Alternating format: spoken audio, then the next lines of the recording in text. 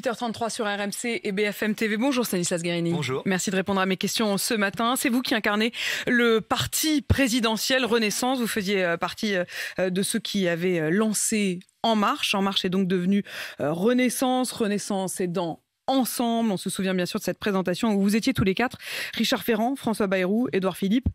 Et vous êtes également ministre de la Transformation et de la Fonction publique et candidat à votre réélection dans la 3e circonscription de Paris. Vous devriez conserver la majorité, mais une majorité fragile, sans doute pas de majorité absolue. Est-ce que vous estimez que c'est une demi-victoire ou il y a un demi-échec ? Moi, j'estime qu'il y a une bataille à mener pour le deuxième tour. Notre majorité est qualifiée dans plus de 3/4 des circonscriptions. C'est la première force politique dans cette élection. Et donc, il y a un travail de conviction à faire. Nous pouvons avoir demain une majorité solide, loyale, à l'Assemblée nationale, pour pouvoir gouverner et pour pouvoir agir utilement pour le pays. Solide, loyale, mais pas absolue. Je crois absolu, si, bien sûr. Dans 3/4 des circonscriptions, nos candidats sont qualifiés au deuxième tour. C'est de loin la force politique qui est la plus présente au deuxième tour. Donc on a ce travail-là à faire pour montrer aux Français à quel point c'est utile d'avoir une majorité derrière le président de la République. Il y a beaucoup de difficultés qui vont nous attendre dans ce quinquennat. Il y a les conséquences de la guerre en Ukraine, une difficulté économique aussi parce que la situation n'est pas facile. Et donc on va devoir répondre d'abord aux urgences, celles du pouvoir d'achat. Et moi je veux qu'il y ait demain, dimanche prochain, une majorité à l'Assemblée nationale pour pouvoir voter des mesures d'urgence, pour augmenter le pouvoir d'achat des retraités en réindexant les retraites, pour pouvoir augmenter le pouvoir d'achat des agents de la fonction publique. On va prendre le temps, Stanislas Guerini, de regarder ce qu'il y a utilement pour les Français. J'espère qu'on aura le temps d'en parler. Ce qu'il y a dans les tuyaux, en effet, sur les questions à la fois financières, économiques, et puis l'âge de départ à la retraite. Mais tout de même, c'est quand même la première fois qu'un président n'obtient pas une consolidation aux législatives par rapport au présidentiel. Nous sommes à la mi-temps. Si non, vous mais permettez cette expression, là c'est factuel, c'est sur le premier tour des élections législatives. Nous avons largement. Il n'y a pas de déception chez vous. Mais non, il y a de la combativité. Bon. Pourquoi il y aurait de la déception alors que dans 3/4 des circonscriptions, à cause de ces chiffres, nos candidats sont qualifiés et sont dans la bataille pour pouvoir obtenir une majorité. Il n'y a que de la combativité ce matin. Et cette semaine, on sera sur le terrain à les convaincre parce que effectivement, ce deuxième tour, ça doit être un deuxième tour de clarté. Vous y Bien serez... souvent, nous sommes face aux extrêmes. Ça ne vous a pas échappé. Et donc, il y a des projets qui sont extrêmement différents. Et moi, je veux que le deuxième tour puisse se faire dans la clarté, c'est-à-dire avec un projet de la majorité présidentielle utile, une majorité que les Français connaissent aussi, celle qui a permis au pays de résister pendant la crise, et des projets extrêmes. Dans la clarté, il y a eu un peu de flou hier, on va justement y revenir, mais quand même, je vous prends au mot, vous dites on sera sur le terrain. Est-ce que vous ne regrettez pas que pendant cette... Alors, vous avez l'air de dire que vous ne regrettez rien, mais enfin, tout de même, il y a eu très peu de mobilisation nationale. On a eu à peine Elisabeth Borne sur le terrain, on a eu Emmanuel Macron qui s'est réveillé un peu tard. Non ? C'est évidemment que non. Évidemment que nos candidats ont été présents sur le terrain. Non, je ne vous parle pas de vos candidats. Je vous parle notamment d'Elisabeth Borne et d'Emmanuel Macron. Les dirigeants de la majorité présidentielle, par ailleurs... Jean-Luc Mélenchon, il a fait campagne. Jean-Luc Mélenchon, il a fait campagne. Il a fait campagne peut-être un peu plus sur les plateaux télé, puisqu'il n'était lui-même pas candidat. Moi, je préfère avoir une première ministre qui est engagée sur le terrain, qui est engagée dans le deuxième tour de l'élection législative, elle aussi, qui tire la majorité présidentielle et qui va le faire dimanche prochain en remportant une circonscription. C'est ça, être engagé sur le terrain. Sur le terrain, pardon, mais aussi, Emmanuel Macron, Apolline de Malherbe, semaine, mais il part. Ce qui est important aussi, c'est de montrer ce que nous allons faire demain à l'Assemblée nationale. Parce que moi, je veux bien qu'on ait des affrontements de partis politiques. Mais ce qui compte, je vous l'ai dit, je vais vous la poser, mais là, on parle de la campagne. Et notre action, là où on doit convaincre les Français, c'est qu'on est engagé pour faire des choses utiles pour le pays. Moi, je ne voudrais pas que 5 ans de travail, que des beaux projets pour notre pays soient mis par terre parce que dans des circonscriptions, les extrêmes remportent cette élection. Donc, on va se battre, on va mettre toute notre énergie pour gagner quand vous voyez que Emmanuel Macron choisit précisément cette semaine de campagne pour partir. Il a annoncé qu'il serait en Roumanie mardi, en Moldavie mercredi. Est-ce que c'est franchement le moment ? Il ne pouvait pas y aller la semaine dernière ? Ou il ne pouvait pas y aller bien avant ? Pourquoi il y va maintenant ? Où sont les enjeux pour notre pays ? Parce que c'est là où l'intérêt du pays, l'intérêt de la nation, l'intérêt de notre continent l'appel Vous à vous dites être. pas, Mais- il va falloir mais quand bien même entendu remonter que un non. peu les manches, donc qu'ils viennent Et avec c'est nous sur le certainement terrain? ça aussi qu'il faut montrer, peut-être davantage encore, peut-être plus efficacement encore. Mais il faut montrer que les enjeux pour notre continent, c'est bien l'indépendance de notre continent et de notre pays. Et c'est ce à quoi Emmanuel Macron Mais ça vous s'engage. paraît pas trop Mais- éloigné par mais- rapport Mais aux la guerre en préoccupations Ukraine, quotidiennes là, des Français? pardon, mais aller aux côtés des pays de l'Est, s'engager pour trouver des solutions, pour faire en sorte Donc il y a que, une en semaine Européen- il y a même 5 jours de campagne et il y en aura 2 Mais parce où il qu'on ne peut sera pas décorréler en des dehors de la sujets. France. On a essayé de faire ça aussi pendant l'élection présidentielle, en disant, au fond, il y aurait la guerre en Ukraine d'un côté, ce serait un sujet, et puis une forme de débat empêché, national, domestique, dans l'élection présidentielle. Mais tout ça est très faux. Tout est évidemment complètement lié. La question centrale qui est posée à notre pays, Bah, c'est c'est celle- tellement lié que c'est une c'est des raisons celle pour lesquelles de Emmanuel notre- Macron n'a pas fait campagne. mais c'est celle de notre indépendance, de notre capacité à bâtir souverainement notre avenir. Et donc c'est pour ça que toutes les grandes questions qui sont entraînées par la guerre en Ukraine précisément, la question de la souveraineté énergétique, la question de la souveraineté alimentaire, la question de la souveraineté économique aussi, ce sont les grandes questions. Et donc que le président de la République soit pleinement engagé sur les grands enjeux pour le pays et sur un projet de stabilité, de cohérence. Nous n'avons pas besoin, Apolline de Malherbe, de rajouter de la crise, des instabilités au grand malheur du monde. Alors justement, vous le dites, vous êtes face aux extrêmes. On va revenir sur l'évolution hier de votre position sur le deuxième tour en cas de duel avec un RN. Mais d'abord quand même, les candidats de Jean-Luc Mélenchon et Jean-Luc Mélenchon lui-même, depuis hier soir, vous accusent d'avoir un programme caché, de devoir aller trouver 80 milliards puisque vous vous êtes engagé à réduire la part du déficit. Et ils sous-entendent que vous allez augmenter la TVA.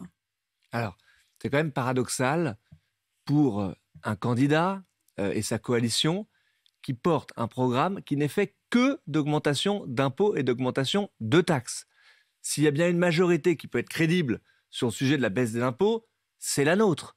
Dans le quinquennat qui vient de s'achever, 52 milliards de baisse d'impôts. Et on va continuer, Apolline de Malherbe. Allez-vous augmenter On la va TVA? continuer, mais pas une seconde. Pas une seconde. Vous Pas vous une engagez à ne seconde. pas augmenter Mais la TVA. Nous avons dit, dans l'élection présidentielle, pas d'augmentation d'impôts. Et nous avons toujours tenu nos Mais alors promesses. comment est-ce que Mais vous je allez vais faire même pour vous dire obtenir mieux, je pardon, vous pose la question. d'un mot, je vais vous dire mieux, on va baisser les impôts. On va continuer à baisser Mais les alors impôts. comment vous allez faire pour les baisser les Français, impôts et dès la trouver rentrée, 80 on milliards? supprimera la redevance de télévision. C'est plusieurs milliards d'euros de pouvoir d'achat en plus pour les Français. On va continuer à baisser les impôts Mais vous aussi vous engagez à pour réduire que les déficits. les entreprises puissent créer des emplois. Et, dans le même temps, nous allons réduire les déficits. Mais C'est je quand même comprends un pas comment drôle de ça pays. marche. Pardon. Je comprends pas comment ça marche. Ben, je vais vous expliquer. En créant des emplois, en créant de la croissance. On est quand même dans un drôle de pays où il faudrait venir s'excuser à la radio d'avoir une trajectoire de réduction des déficits et de réduction de la dette. Évidemment et heureusement qu'il y a dans ce pays des formations politiques, des partis de gouvernement pour dire que pour la jeunesse du pays, on ne va pas leur faire peser une dette en centaines de milliards d'euros pendant des générations et des générations. Donc heureusement que je suis devant vous en vous disant qu'il y a évidemment une trajectoire de déficit, de diminution des déficits. Peut-être qu'une des raisons, Stanislas Guerini, pour lesquelles la France insoumise et la NUPES projettent des vices cachés ou alors des programmes cachés, c'est qu'on ne sait pas très bien ce qu'est votre programme. Vous avez laissé une sorte de vide. C'est quoi S'il y a le bien un projet? programme Est-ce que vous pourriez me qui n'est dire pas ce qu'est caché le en matière de hausse projet de d'impôts, ce c'est second celui de tour? M. Mélenchon. Quel est le projet? Non mais là, moi, je vous interroge sur votre Mais c'est projet. très simple. C'est quoi votre projet pour le second mandat? De pouvoir bâtir un quinquennat pour le plein emploi. Et c'est comme ça que le plus efficacement possible, nous réduirons les déficits. Qu'est-ce qu'il faut faire pour ça? Il faut pouvoir d'abord aider nos entreprises, pas les accabler de taxes, de complexité, aider nos entreprises. C'est ce qu'on a fait dans ce premier quinquennat et nous allons poursuivre. Il y a dans notre pays des impôts de production très importants qui pèsent sur les entreprises, industrielles notamment, celles qui créent beaucoup d'emplois. Eh bien, on va continuer à baisser les impôts. C'est comme ça qu'on a inversé la trajectoire. On détruisait des impôts, on détruisait des emplois industriels dans notre pays. Eh bien, nous avons inversé cette trajectoire-là. On va Donc continuer le à pitch faire du ça. deuxième mandat, De c'est créer de l'emploi. On a fait la moitié du chemin dans le premier quinquennat. Eh bien, la deuxième moitié du chemin, elle est devant nous. Et pour faire ça, on va continuer à investir sur la formation professionnelle, sur les compétences. Vous voyez bien, en 2017, la campagne, c'était autour du chômage, de cette inversion de courbe qui n'était jamais arrivée dans le quinquennat précédent. Bien maintenant, le sujet, c'est que les entreprises les petites entreprises, les commerçants, toutes celles et Maintenant, ceux le qui nous sujet, c'est regardent, plus les emplois, c'est ils le salaire. n'arrivent plus à embaucher. Ils ne trouvent plus de salariés à embaucher. Donc, il faut investir dans les compétences. Donc, on va continuer à faire ça. C'est ça la stratégie. Et vous pouvez quand même nous faire gré d'une chose. Notre pays est sorti de la crise avec la meilleure croissance en Il Europe. n'y a plus d'angoisse sur le chômage, on le sent bien, ça Notre n'est pays est plus dans sorti les de la premières crise préoccupations en des Français, étant, c'est juste. pour la 3e année consécutive, le pays en Europe où on vient davantage investir, le plus en Europe. Eh bien, cette trajectoire-là, cette stratégie-là, mais c'est la bonne stratégie pour notre pays. Et je la défends évidemment à la fois fièrement, parce que ce sont beaucoup de résultats obtenus, mais surtout avec tout mon cœur, pour dire que ça serait une folie aujourd'hui de changer de stratégie et de se laisser séduire par un programme qui n'est fait que de hausse de taxes, que de dépenses supplémentaires. Quand il y a débat, c'est de savoir si c'est 250 ou 300 milliards de dépenses supplémentaires tous les ans. Comment voulez-vous qu'on crée de la richesse avec un tel programme? Donc nous, notre stratégie, elle est simple, de la croissance, des emplois, et c'est comme ça, évidemment, et je ne devrais pas m'en excuser, qu'on va réduire les déficits dans le pays et la dette pour les prochaines générations. Stanislas Guerini, la NUPES conteste les chiffres du ministère de l'Intérieur. Les chiffres qui ont été arrêtés cette nuit par le ministère de l'Intérieur donnent ensemble très légèrement devant, avec 25,75% des voix, et la NUPES juste derrière avec 25,66% des voix. Mais la NUPES vous reproche de ne pas avoir comptabilisé certains scores de candidats affiliés NUPES qu'ils auraient fait sortir de ce score. Ils accusent même Gérald Darmanin d'avoir en quelque sorte magouillé les chiffres. Oui, là aussi, c'est quand même savoureux. J'ai écouté attentivement Jean-Luc Mélenchon hier, sur toutes les antennes, qui nous disait qu'il y avait plus de 500 candidats à la NUPES qualifiés. En réalité, ça sera autour de 400. Un peu plus de 400, donc, 416. Je veux bien qu'il vienne nous expliquer qu'on trafique les chiffres. Il est celui qui, hier, vient dire n'importe quoi. Donc vous dites qu'ils le font, on le fait. Mais votre réponse, c'est de dire ils magouillent? Mais absolument pas. Il n'y a aucune magouille là-dedans. Les chiffres, ils sont connus, ils ont été publiés circonscription par circonscription.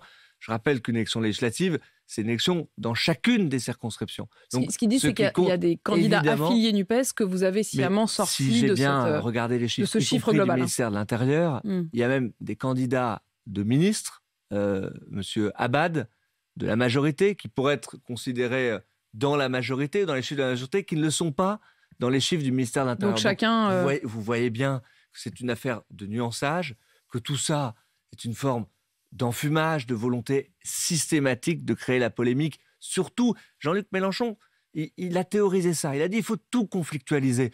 Bien, si dans notre pays, on pouvait un peu retrouver du calme, un peu retrouver de la rationalité, pour avoir un débat sur les vrais sujets, je crois ceux sur lesquels vous m'interrogez. Comment est-ce qu'on crée des emplois?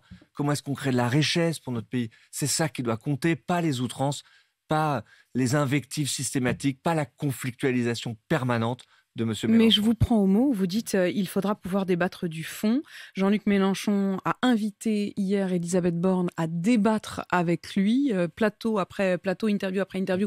Il le demande tous. Est-ce qu'Elisabeth Borne va accepter de débattre avec Jean-Luc Mélenchon? Mais avec quelqu'un qui n'est pas candidat à cette élection? Qui est candidat à être Premier ministre, qui est chef de cet ensemble qui est arrivé au minimum au coude à coude avec vous. Alors que lui-même n'est pas candidat. Vous nous dites ce matin qu'Elisabeth Borne ne débattra pas avec Jean-Luc Mélenchon. Mélenchon. Annoncé au nom d'Elisabeth Borne, je ne suis pas le porte-parole du gouvernement, mais je trouve un peu absurde cette volonté-là de mettre en scène une forme de duel de Jean-Luc Mélenchon, alors que lui-même n'est même pas candidat à cette élection. Vous ne le souhaitez pas en tout cas. Vous ne souhaitez pas ce Il y aura des débats. Je crois que les débats ils doivent se tenir dans les circonscriptions, sur le terrain, pour éclairer les choses. Parce que la situation, je le disais tout à l'heure, un deuxième tour de clarté. C'est étrange quand même que vous ne saisissiez pas cette occasion.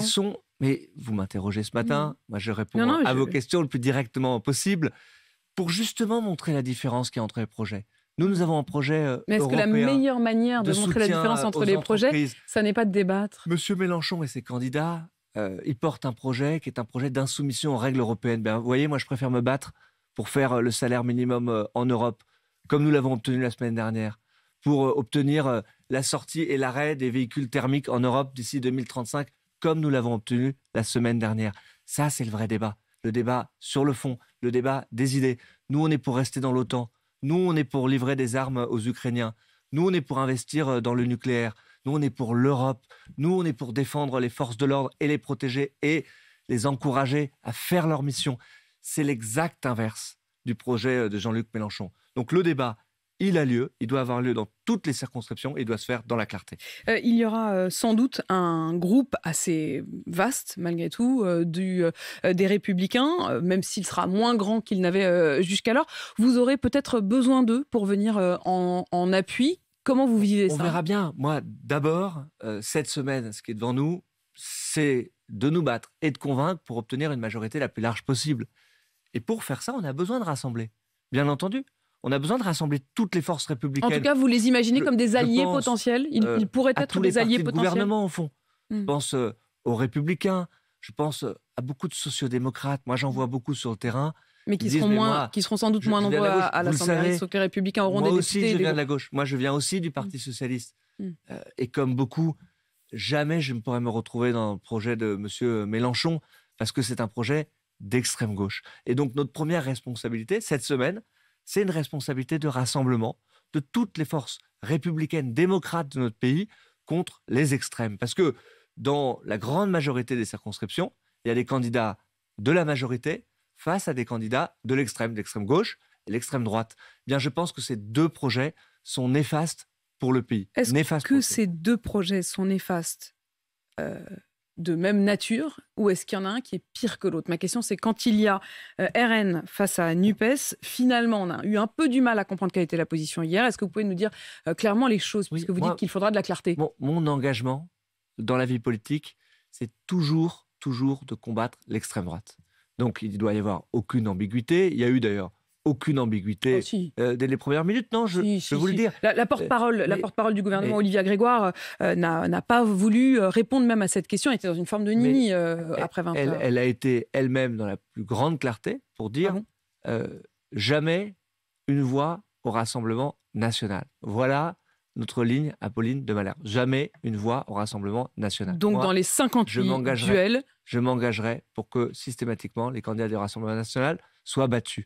Mais vous ne pouvez pas m'empêcher non plus de voir que dans la coalition mélenchoniste, il y a une grande hétérogénéité. Il y a des candidats qui n'ont pas toutes la même au début, nature. ils ont dit que ce sera au cas par cas. Donc, et ça, finalement, non. Il y a des projets chez les candidats LFI, chez les candidats mélenchonistes, qui sont des projets là aussi dangereux. Donc, je vous dis, pas une voix pour le Rassemblement national, c'est suffisamment clair comme ça, mais ça concerne moins d'une circonscription sur 10, ce dont on est en train de se parler. Dans 9 circonscriptions sur 10, 58 duels, c'est précis. Toute autre configuration. Moi, ce qui m'importe ce matin, c'est que nous puissions faire face aux extrêmes partout.